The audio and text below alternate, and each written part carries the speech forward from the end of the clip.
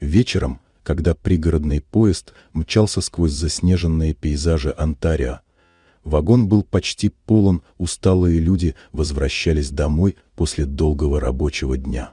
В одном из отсеков царила привычная тишина. Кто-то залипал в телефон, кто-то клевал носом, а кто-то читал книгу. На одной из станций в вагон зашел молодой мужчина с агрессивной манерой поведения, громкий, нахальный, с перегаром. Он сел напротив женщины лет 40 и начал вести себя вызывающе.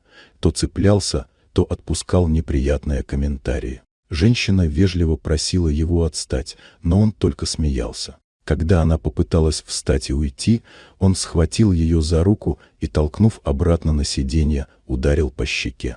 В вагоне воцарилась тишина. Несколько человек отвели глаза. Кто-то включил музыку погромче. Казалось, никто не собирается вмешиваться. Хулиган, почувствовав безнаказанность, ухмыльнулся. Но внезапно с другого конца вагона поднялся человек. Высокий, крепкий, с выправкой по нему сразу было видно. Этот не из робкого десятка. Он молча подошел к хулигану. Тот, усмехаясь, встал ему навстречу, думая, что сейчас будет просто словесная перепалка.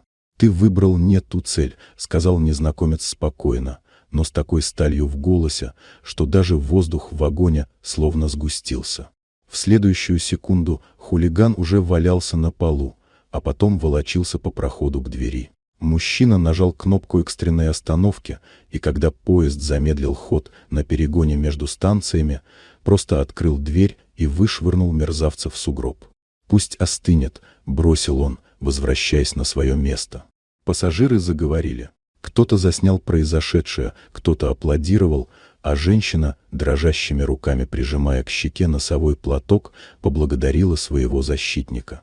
Поезд тронулся. А в вагоне теперь царила другая тишина, не та, тревожная, с примесью страха, а спокойная. Та, в которой живет уверенность, зло может быть наказано. И добрые люди все еще есть.